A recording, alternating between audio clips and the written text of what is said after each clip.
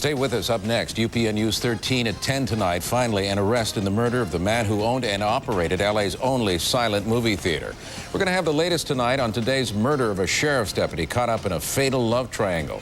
Plus, the missile theory resurfaces in the downing of TWA Flight 800 and a blockbuster of an award show right here in Hollywood. Well, as you saw, it was the blockbuster 3rd Annual Entertainment Awards. Did you miss some of the results? Well, I got them for you. It's coming up in my live report. Coming up in LA's fastest growing news at 10, UPN News 13 is next. From the United Paramount Studios in Los Angeles, UPN News 13. Our top stories tonight at 10:06. The probe into the murder of Notorious B.I.G. Was it payback, gang violence, or something else? At 10:03, a sheriff's deputy shot dead, the victim of an apparent love triangle. But first, prosecutors say they have now solved the murder of a popular theater owner. Good evening, everyone. Welcome back. 10 o'clock in Los Angeles. I'm Bob Jimenez. And I'm Tawny Little.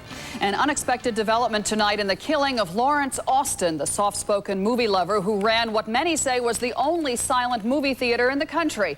Our Robert Kovacic is live now in the Fairfax district with word that the killer was someone close to Austin. Robert? Well, Tawny, whether you're a part of the film industry or just a patron, this silent movie theater has been a national treasure. Lucille Ball knew it. The great director Cecil B. DeMille used to come here. And before every show, the owner of this theater, 74-year-old Larry Austin, would walk down the aisle in his suit as an organist played Pomp and Circumstance. He would grab the microphone and say, "Welcome to the world's only silent movie theater."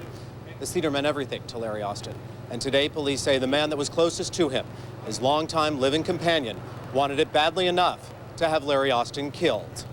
Lawrence was a good friend of mine. James Van Sickle lived with Larry Austin. He carried the casket at his funeral, and he is the man police say had him killed to cash in, hiring 21-year-old Christian Rodriguez as the hitman. Van Sickle, who was designated as the sole beneficiary of Mr. Austin's estate, which is valued in excess of $1 million, hired Rodriguez to kill Austin for approximately $25,000. On January 17th, police say Rodriguez paid for admission to the silent movie theater, watched 30 minutes of a film, then asked to see the manager. When Austin approached, Rodriguez demanded money and pulled a gun. Mr. Rodriguez, without any provocation at all, leaned over the counter and shot Mr. Austin point blank in the face. Killing Austin was to earn Rodriguez $20,000. He was to be paid an additional $5,000 to kill a female concession stand worker, just to make it look like a robbery. She was not seriously injured, but the hitman never got paid. Detectives immediately froze Larry Austin's assets. Last week, a benefit for Larry Austin. Where would the money go? To James Van Sickle, who was Lawrence's partner, who paid personally for Lawrence's funeral. Van Sickle promised to reopen the theater, but told us at the benefit there were obstacles. Family members who came out of the woodwork who have no interest in running silent movies or preserving silent movies. All they smell is money. Now, we spoke with one of Larry Austin's relatives tonight. Deborah Austin told me her uncle's handwritten will, leaving everything to James Van Sickle, was, quote, written by someone else. James Van Sickle and Christian Rodriguez could face a death penalty if they are convicted. Now, these alleged killers, Tawny, were not only successful in their planned hit, they also succeeded in ending an art form, in ending an era. The silent movie theater has not opened since the night Larry Austin was murdered. Reporting live in the Mid-Wilshire District, I'm Robert Kovacic. Back to you. Okay, thank you, Robert. Well, now here's where you can find the rest of the top stories in tonight's UPN News 13 rundown. Next, a love triangle gone bad claims the life of a Santa Clarita deputy. At 10:06, the murders of Notorious B.I.G. and Tupac Shakur. Was it personal or was it just business? Then at 10:14, the missile theory surfaces again in the explosion of TWA Flight 800. And at 10:45, we'll go backstage and take you live to the big party following tonight's Blockbuster Video Awards. An L.A. County Sheriff's deputy is dead tonight, the victim of an apparent love triangle. This off-duty deputy allegedly gunned down by his girlfriend's ex-husband. Tammy Taylor, live outside County USC Medical Center right now with the very latest on this story. Tammy? Bob, this is where the suspect, 31-year-old Baudolino Perez, is being held tonight. He is being treated for an undisclosed hand injury, not known whether or not it has anything to do with the shooting. This is apparently the case of a jealous ex-husband, a woman who was getting on with her life, a story that ends in tragic death. I was starting to get into my car. I heard yelling and screaming and hysteria, and shots and loud shots. Neighbor Trish Cohen heard the whole thing, the emotional confrontation between the off-duty deputy, his girlfriend, and her ex-husband. What did you hear? There's only 2 words that were audible to me, no and don't. And everything around that was hysteria. The deputy and his girlfriend had just moved into the house in this quiet Santa Clarita neighborhood. The for sale sign came down this morning. Then, hopes of a life together shattered. They get into a brief confrontation during which the suspect takes out a revolver, shoots the suspect.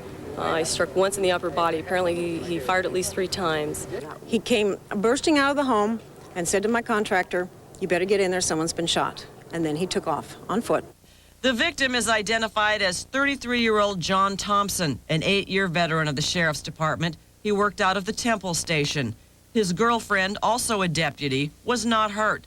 Her ex-husband turned himself in about an hour after the shooting. He walked into the Van Nuys division of the Los Angeles Police Department and surrendered, identified himself, said what he had done, and was taken into custody.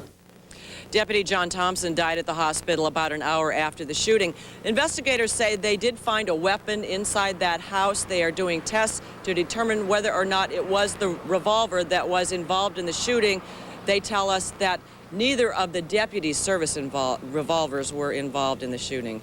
Very sad story here tonight. Reporting live from County USC Medical Center, Tammy Taylor, UPN News 13. Back to you, Bob. Very sad indeed. Thanks, Tammy. The manhunt is underway tonight for 3 masked men who staged a takeover robbery at a Long Beach bank this morning. Nobody was hurt. No shots were fired. The bank was evacuated because the robbers left behind a bag that they claimed contained a bomb. Police blew the bag up, but there was no bomb inside. Witnesses saw 3 men leaving the area in a red pickup truck. A shooting rampage at a Detroit bank today left 4 people dead and 2 wounded. The suspect, dressed in camouflage, shot and wounded 1 person on the way to the bank. He announced a holdup, fatally shot 2 people, wounded another, and then ordered everybody else inside to sing the Lord's Prayer as he yelled out obscenities. The gunman killed an elderly hostage as he left the bank. Police then shot and killed the gunman. More gun control now following the North Hollywood shootout here in L.A. The L.A. County Board of Supervisors voting today to restrict gun sales in residential neighborhoods. And the supervisors, more debate coming, also wants to ban the sale of Saturday night specials in L.A. County. It's so important that you will be taking action on banning the sale of junk guns today. Restrictions on licensed gun dealers. That will ensure that guns don't fall into the wrong hands. More than half of California's gun-related deaths occur in L.A. County, even though about 1/3 of the state's population lives here. Was it payback, gang violence, or something else? 3 days after the murder of rapper Notorious B.I.G., an intense investigation continues from coast to coast. Peter Thorne has the latest. Some 70 hours after his sudden death by gunfire, rapper Notorious B.I.G.'s murder remains a mystery to the 20 detectives pursuing his killer. No arrests, no clear motive, and still no composite sketch of the gunman who pumped a hail of deadly bullets into Notorious B.I.G.'s Suburban, then sped off into the night. Police now only describe the shooter as a black male driving a dark, full-size car. Not much to go on there, but tonight cops say they do have other leads. Among them, videotape recorded by a bank's ATM surveillance camera. Video shot near the crime scene before, during, and after B.I.G.'s murder. Cops won't say what, if anything, they've discovered. And they're still interviewing some 200 witnesses. This week, there's an eerie sight on national newsstands. It's the Notorious B.I.G. puffing on a cigar and wearing shades, staring out from the cover of The Source magazine, the rap industry's leading publication. Inside, in one of his last interviews, the Notorious B.I.G. looks at his sometimes violent past and discusses his future. And also in the article, Notorious B.I.G. dismisses as a joke talk of an East Coast-West Coast rap feud. He blames the media for creating a story where there was none. Quote, "The situation has just been blown up to much more than what it was. They done made a personal beef between me and Tupac and Death Row into a coast beef. East against West, and that's crazy. That's bananas." But despite such statements, a bi-coastal rap war is also something police refuse to rule out as a possible motive in the Notorious B.I.G.'s violent death. In Mid-Wilshire, I'm Peter Thorne, UPN News 13. Just a day after the L.A. Police Commission rejected Willie Williams for a second 5-year term, of course, the search has now begun for his successor. Larry Atterbury has a look at the contenders now. Two men on everyone's short list, Deputy Chiefs Mark Croker and Bernard Parks. Both are 30-year veterans. Croker is the commanding officer of South Bureau. How did he react to being a front runner? Well, I've never made myself the front runner. I think someone else has characterized it in that manner. The new chief should come from within the LAPD, he says, because there are plenty of qualified people there, but the job is tough. We have to examine the question of the willingness to fully throw your life at it. And if you're not willing to do that, then you better not apply, because it is a man-eater. Deputy Chief Parks declined to be interviewed.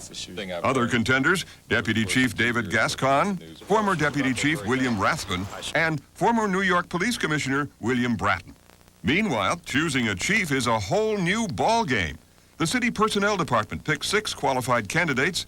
The Police Commission narrows that to 3. The mayor picks one of the 3, and the winner must get a majority vote from the City Council.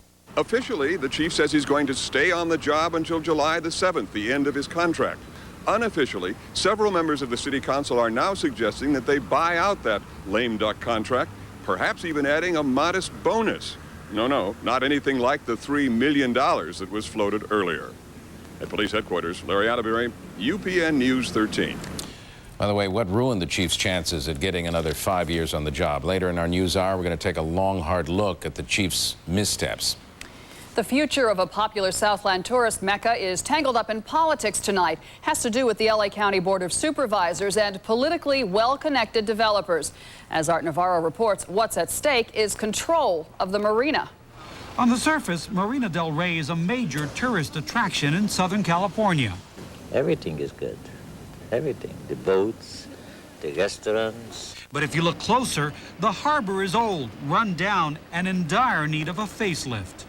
Under a controversial plan, the county, which owns the marina, would extend long-term leases to a handful of well-connected developers if they agree to refurbish the properties they control. The county is interested in bigger and better on the waterfront. It wants more revenue. Developer Jerry Epstein is already planning to turn his 2 luxury apartment complexes into high-rise buildings. This really sounds like a cozy deal. Well, it's not a cozy deal. There is nothing illegal or immoral about what they're doing. We're partners. Critics say the plan is more like a wholesale giveaway to greedy developers. What is so wrong if the harbor does indeed get a makeover? Well, I think a lot of people moved to this area because they liked it the way it was. If there is major redevelopment, nothing will be as it was in the harbor. In Marina Del Rey, Art Navarro, UPN News 13. Much more ahead on this Tuesday edition of UPN News 13. And listen to this. A former pilot now claims he has evidence of a missile bringing down TWA Flight 800. Also tonight, a new technique to remove fibroid tumors without damaging surgery. That's ahead in the Health Watch. Well, I'll tell you what, still with the heat today, but not quite as much. Let me show you the numbers. 85 for a high this afternoon. 93 was the record, so we're still short of that, but well above normal as far as the heat continuing. I'll let you know about that coming up on my 5-day forecast a little bit later on.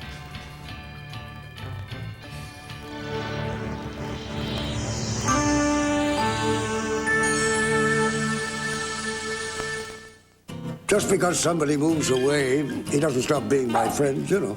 Some of my best friends in the whole world I may not recognize right off the bat, you know, because I haven't seen them in 20 years. I still talk to them all the time. I guess I have to say doctor.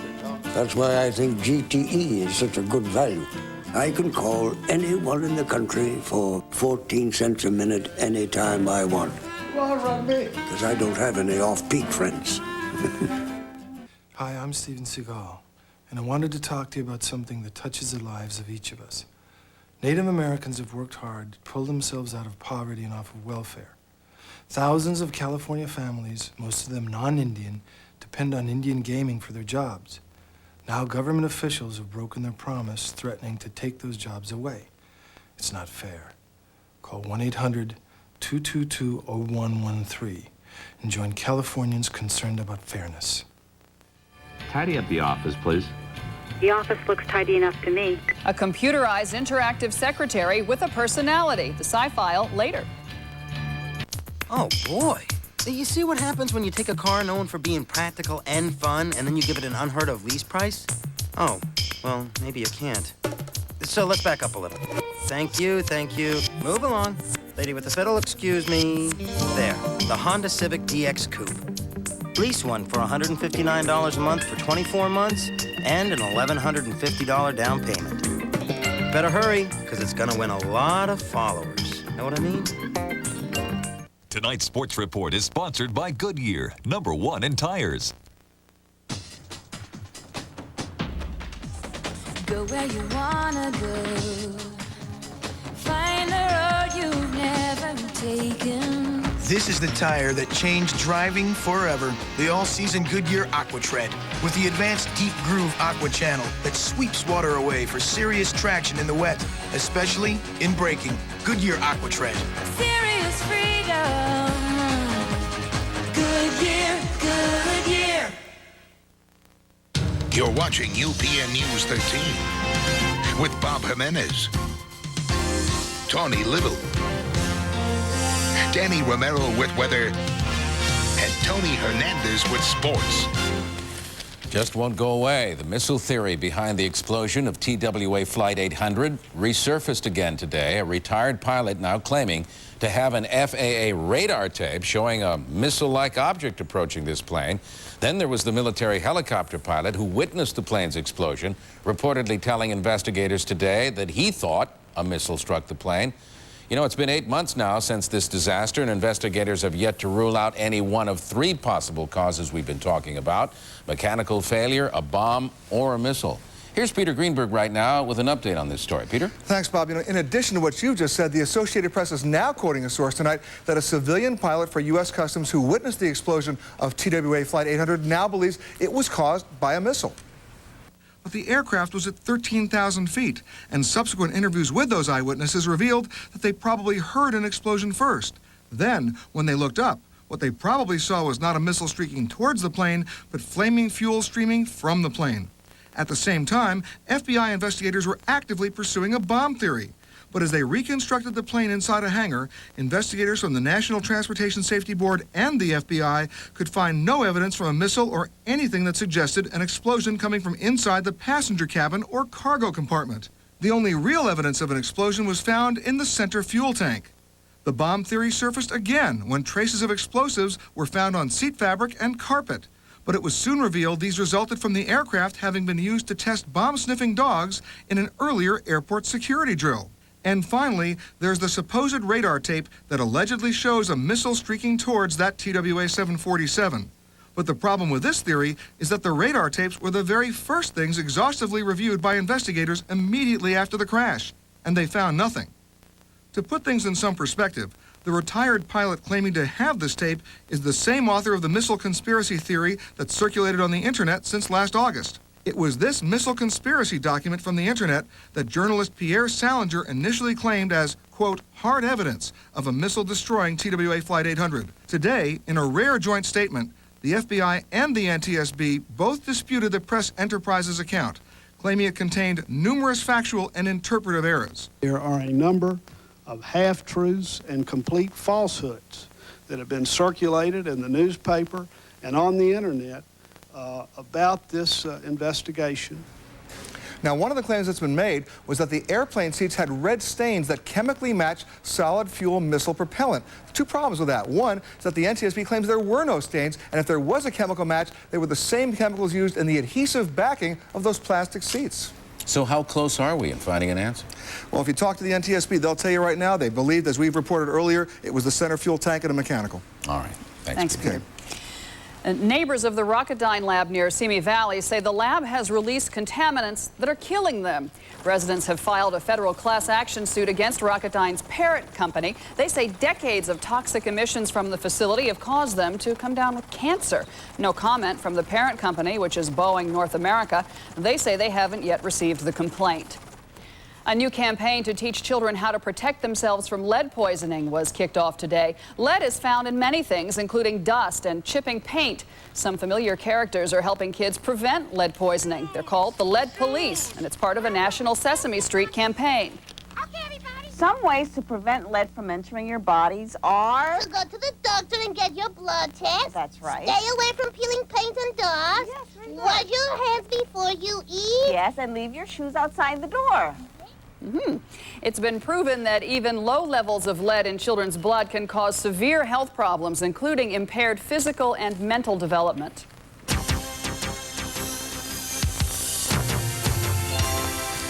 Will we someday be able to take a pill that stops the flu? Well, a Swiss drug maker has tested a remedy on animals, and here are the results. They keep healthy animals from getting infected, and this chemical lessens symptoms in animals who already had the flu. Human tests are now beginning in England. In other research, yearly memory exams, tests given to older people to see whether the test helped beat Alzheimer's disease. In today's Journal of the American Medical Association, doctors in Hawaii report too many patients with the memory-robbing disease don't know they have it until it's too late and the damage is extensive. Had treatment started sooner, say these doctors, more memory loss could have been prevented. It's called embolization. It's a procedure that removes fibroid tumors without damaging the uterus. We first told you about this last October. Well, today, the UCLA doctors who pioneered it shared their success with the rest of the nation. In the United States, 600,000 women a year have a hysterectomy. 1/3 of those women have them because of fibroids. When I was younger, my gynecologist in the Midwest told me that ultimately you're going to have a hysterectomy. There's no way around it. Eddie Murphy has been struggling with fibroid tumors since her early 20s. Fibroids can get so big that they can press on other structures. Eddie underwent 5 myomectomies to have her fibroids cut out, and each time they grew back. So last April, UCLA gynecologist Bruce McLucas suggested a new approach. Doctors call it embolization. Eddie's was done by radiologist Scott Goodwin. You place a small catheter in the patient's artery from the groin under local anesthesia, and then manipulate the catheter into the artery that supplies the uterus. Goodwin then blocks that artery by injecting tiny plastic particles. Like a fire deprived of oxygen, the fibroids eventually die out. Within a week of Eddie's embolization, she was back at her usual 5-mile-a-day walk, and within 2 weeks, she was fully recovered. A far cry from the 6-week recovery period traditional surgery takes. But best of all, so far, no sign of recurrence. 6 months after my myomectomy, I could tell that I had started to gain a little bit of weight. Here I can actually tell physically that my uterus has shrunk. Doctors don't know yet whether embolization will affect fertility, so for now, the procedure is not recommended for women who want to get pregnant. Coming up, UPN News 13, our Sci File tonight. Go ahead. Start working on the focus group tapes for Milan and Florence.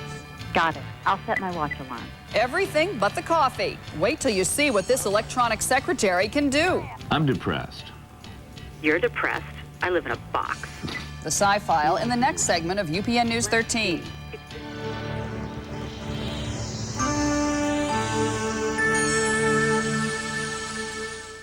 Paul's old pad is up for grabs.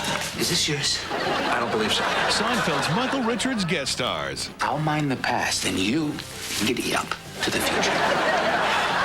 Mad About You, tonight at 11. Then. A school is doused with toxic fumes. I thought that we were dying or something. And the town claims the government did it. Plus, an X-rated college that lets you earn while you learn. Strange universe. Tonight, beginning at 11. After conquering Earth for 30 years, it was time to comfort it. Introducing the all-new Mitsubishi Montero Sport. What are you doing? I forgot to shave. A remarkably smooth-riding sport utility vehicle. The Montero Sport. It puts a new face on SUV comfort. Not bad. Hey, you missed a spot. The 1997 Montero Sport and Montero from Mitsubishi. Built for living. You know about Las Vegas, but what other costly career mistakes did Willie Williams make? The Crime Watch later on UPN News 13.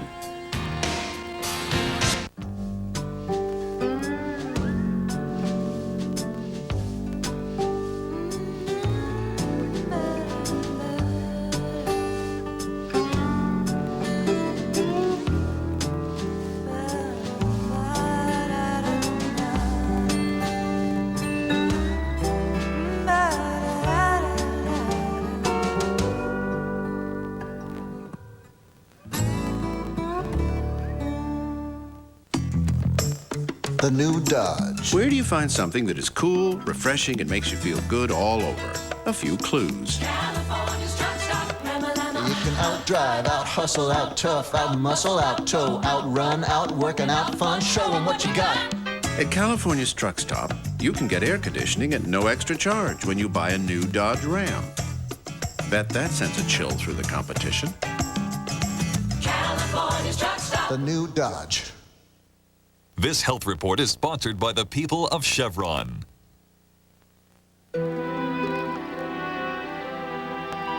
Nearly 70% of Hawaii's native bird species have disappeared forever. But for the endangered Hawaiian stilt, hope comes in an unlikely sanctuary in the heart of a refinery, protected and nurtured by the people who work there. Do people help nature reach a new dawn? People do.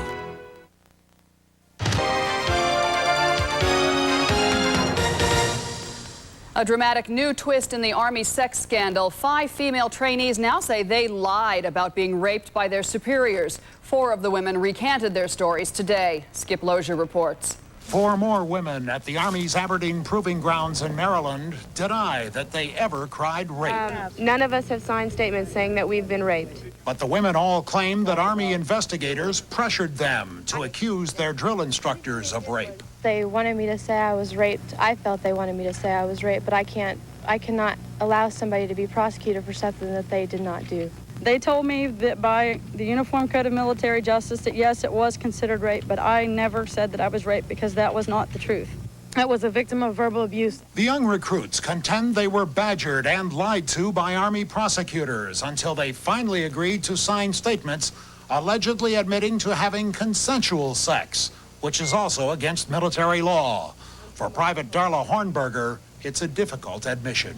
I have a lot to lose by being here. I have a family. I have children. The NAACP, which sponsored the Women's News Conference, is calling for an independent investigation, since many of the men allegedly involved are members of minority groups. The Pentagon appears skeptical of the women's allegations. But the Army does not believe it coerced these women to sign false statements. But the scandal that began at Aberdeen and spread to other Army bases all across the country is far from over. The Pentagon now admits 1,000 recruits claim they were victims of sexual harassment. In Washington, I'm Skip Lozier, UPN News 13. Anthony Lake finally today defending his nomination for CIA director. His Senate confirmation hearings beginning, and Lake faces criticism over his handling of several issues, including Iranian arms shipments to Bosnia. This candidate for the top CIA post promises to cooperate with Congress if he is confirmed. Meantime, Senate Democrats and Republicans today voting 99-0 to expand an investigation into campaign fundraising abuses. The vote extends the probe by the Senate Governmental Affairs Committee to alleged illegal and improper activities. Democrats want the investigation expanded to cover congressional campaigns and not just President Clinton's 1996 run for the presidency. Whether you're a busy executive or you work out of your home, communication is vital. In tonight's Sci File, a computerized answering system that's humanized, polite, and cheery. Hal Eisner's our man on the beat.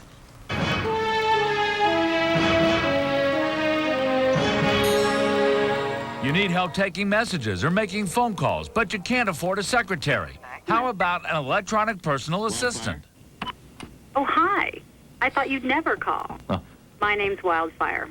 An invention of Bill Warner of Massachusetts, Wildfire is stately and metallic and sounds very human as she sizes up your voice patterns before going to work for you.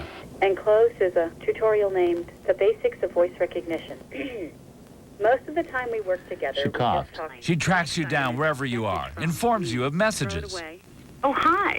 You have 4 messages, of which 2 are new. She can set up a 5-way conference call. She even has a sense of humor. I'm depressed. You're depressed. I live in a box. The man who invented Wildfire also invented this editing system. It's called the Avid system. It takes video information and digitizes it for editing purposes, just like Wildfire takes audio information and digitizes it for communications purposes. But Warner created Wildfire for a